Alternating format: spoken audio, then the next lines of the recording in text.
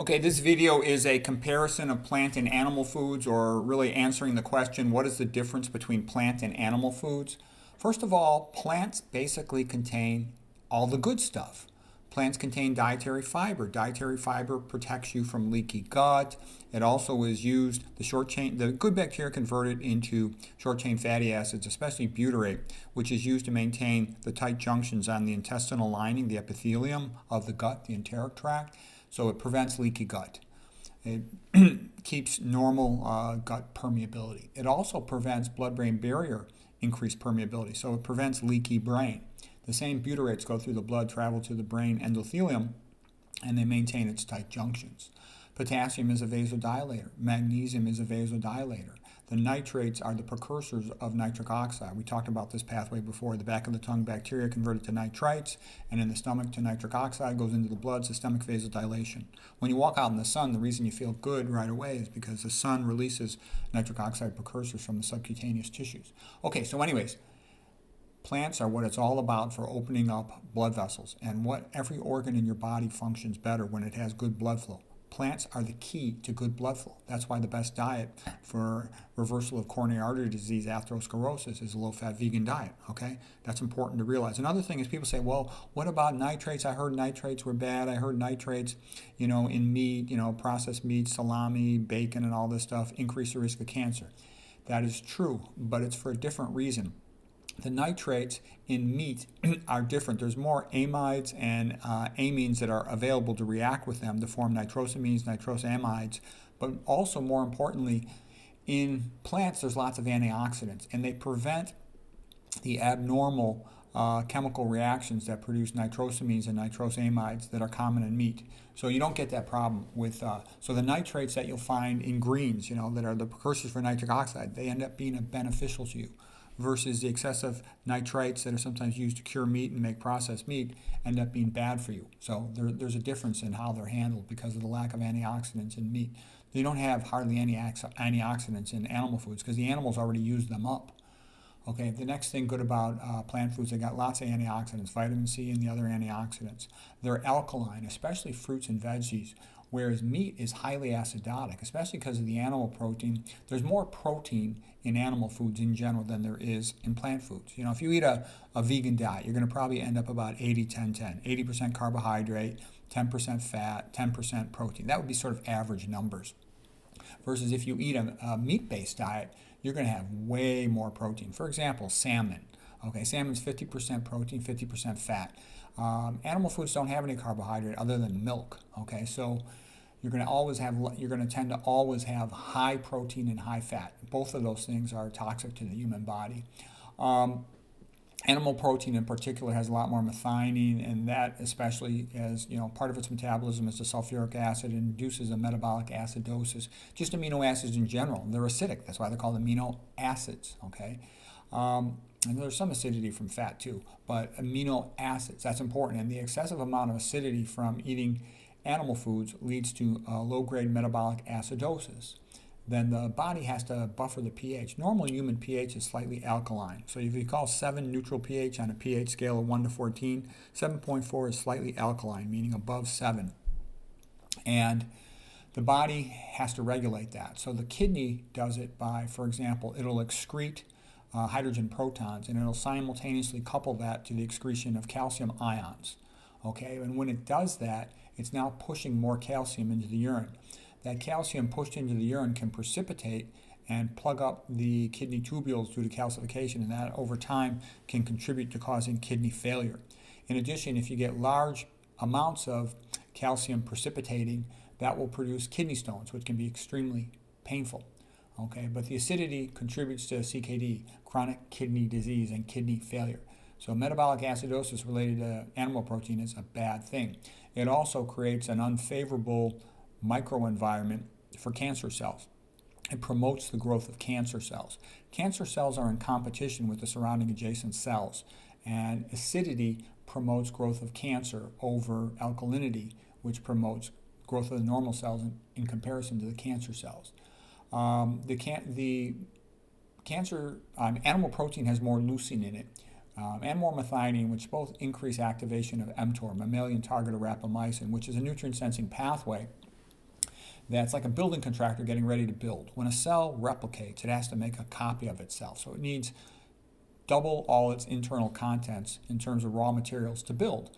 So mTOR says don't build, don't replicate the cell until it has everything available. Well, it turns out the rate limiting step tends to be leucine, like a branched chain amino acid. Other things that increase mTOR activation include saturated fat and iron. All of these things are more abundant in meat. So meat promotes cell replication, which increases the rate of cancer growth. It also accelerates aging because you're going to reach the Hayflick limit sooner. That's the maximum number of cell divisions that a cell gets, a regular body cell. Not a stem cell, but a regular cell in your body. So you call that a somatic, non-germ cell, not part of your gonads, okay? Or other stem cells. So anyways, the point is it accelerates aging by accelerating, mTOR activation. High saturated fat in meat, it's obesogenic. The more higher percentage of calories you eat from fat, the fatter you get. It causes insulin resistance, so it increases your incidence of diabetes. It sticks the red blood cells together because it increases LDL cholesterol, so it overcomes the zeta potential of the RBCs, a negative charge on their outer surface. LDL cholesterol is big enough and positively charged to stick them together, okay? And by sticking them together, it causes tissue hypoxia because the red blood cells can't deliver their oxygen as well to the tissues because they're all stuck together in these blobs of rouleau formation or blood suds, you can also call it. In addition, I've given lectures on the endothelial glycocalyx, the sugar-coating glycoproteins on the surface of all red blood cells and other blood cells, and the endothelium, the lining of arteries. And what happens is when you eat saturated fat, it causes activation of the neutrophils. Those are the white blood cells. They're the first responders of the immune system. And they will release MPO, myeloperoxidase, which is normally part of their reaction to inflammation. But unfortunately, when they release MPO, it's very cationic, very positively charged.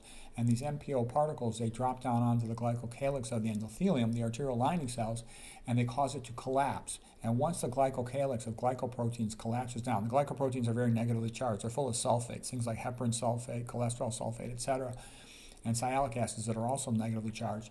They will collapse down, and then sitting beneath them, not as tall, are adhesive molecules, things like VCAM, vascular cell adhesion molecule. And now you'll start getting the white blood cells adhering to the endothelium and the red blood cells also sticking to the endothelium. And that's the beginning of inflammation and the beginning of a potential blood clot. So they're very pro-thrombotic, pro-inflammatory. That's all bad. You don't want any of this stuff, okay? So they're bad for blood flow in a big way, all right? Fish, for example, a lot of people think, oh, well, red meat's bad, but, fish and chicken are good. No, they're terrible foods, okay? Fish is like the most acidic food, okay? It's super acidic, so it contributes in a big way to metabolic acidosis. It's often contaminated with HG and a whole bunch of estrogenic chemicals. The oceans basically are a sewer. That's how they're used by the modern world. And fish foods and stuff from the ocean is very routinely contaminated with this and many other chemicals that are bad, PCBs, etc. And the so-called, omega-3s are quite overrated. They're an immunosuppressant. I don't recommend O3 supplementation associated with increased risk of obesity, insulin resistance, atrial fibrillation, immunosuppression, prostate cancer.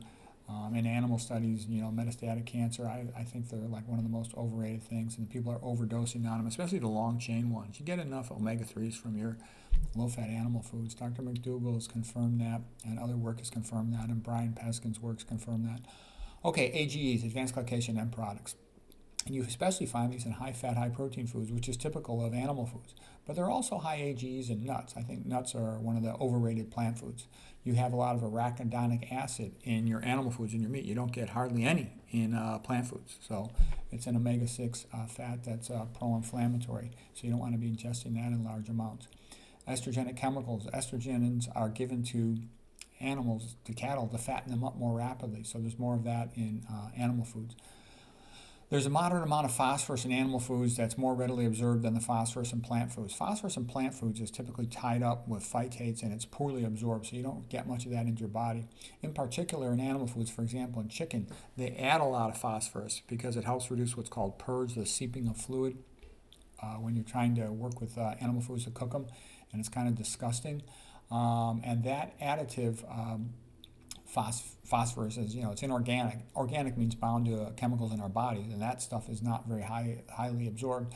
But the inorganic stuff, it is absorbed highly. And You also see this, of course, in very high amounts in processed food are bad, but we're talking about meat. So anyways, the purge, though, these additives added in chicken are very highly absorbed, so you get a lot of phosphates. They have a nephrotoxic effect, bad for the kidneys. You don't want that. The heme iron from animal foods is highly absorbed, very high percentage absorbed. It's in the ballpark of 5 times more absorbed than the iron from animal foods. So, you could have the same amount of quantity in iron in spinach as you do in meat, but the meat iron will be much higher absorbed because of the heme iron aspect of it, bound to the heme. And it's pro-oxidant. You don't want to be iron overloaded. The average man is iron overloaded in the Western world in his 20s. Women don't become iron overloaded after postmenopausal because they're able to keep their iron levels down from menstruation. Animal foods have higher sodium, often because the sodium is used as a preservative and it's used as a flavorant. You can just eat a fruit off the table and it tastes great, okay? But animal foods, they're kind of disgusting unless you cook them and you fry them, you do all, or you put salt on them or other steak sauce or something. They're kind of inherently disgusting. If you are walking down a path in the forest and you see a carcass on the ground, flies buzzing around it, it's disgusting. You don't want to get down on your knees and take a bite out of it. You couldn't anyways if you tried. Your teeth are flat. They're made for grinding plants, not for biting out of a carcass of an animal. On the other hand, if you're walking through a room and there's fruits on the table, you want to eat them. They taste good. You're made for that. Let's see, what else? Animal foods are often fried. Fried hamburgers, fried fish, and that's often fried on nonstick cookware, POFAs, with F- related compounds in them that are bad for your health.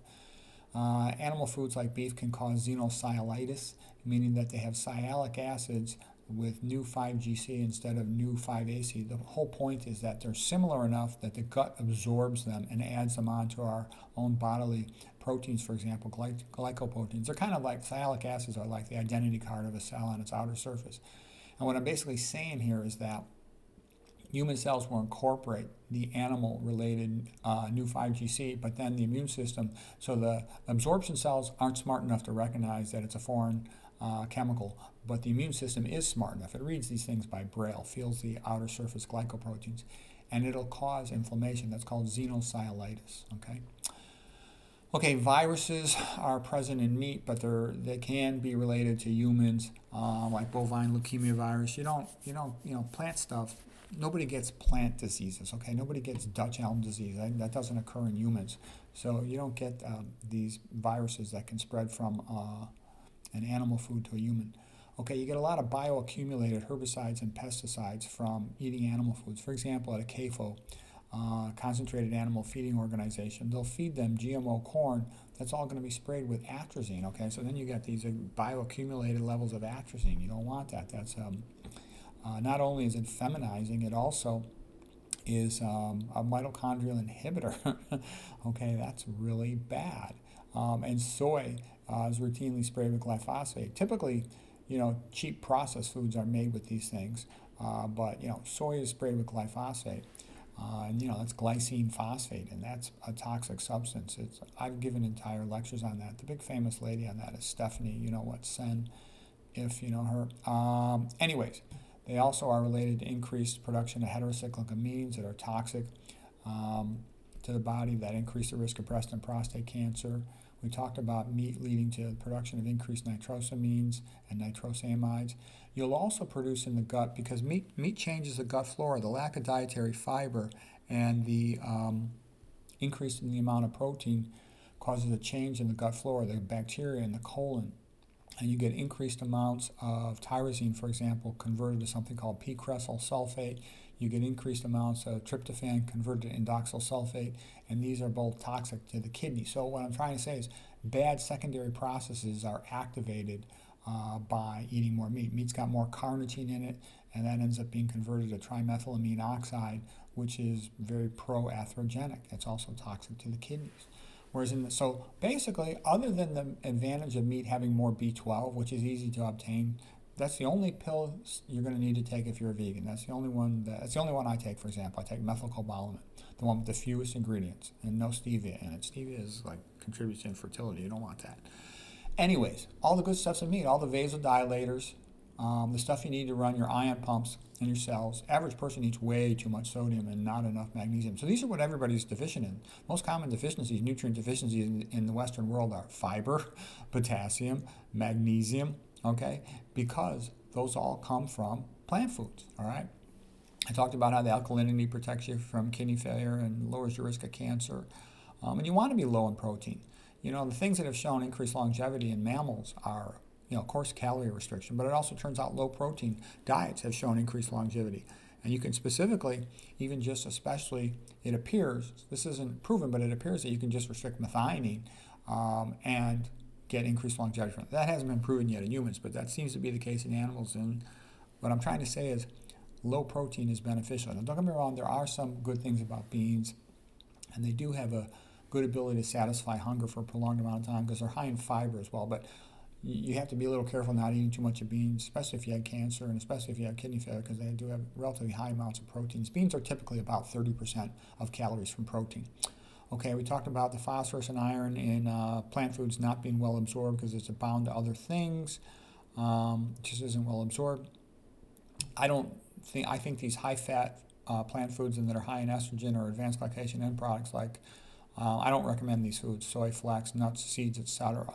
But anyways, so the point I wanted to make was if you had to sum it all up, basically all of the good stuff except for B12 is abundant in plants. And then all of the bad stuff is abundant in meat. So it's a no-brainer. I mean, this is much better. It's a no-brainer. That's why it's not debatable. That's why, paleo, keto, carnivore, low carb is a joke.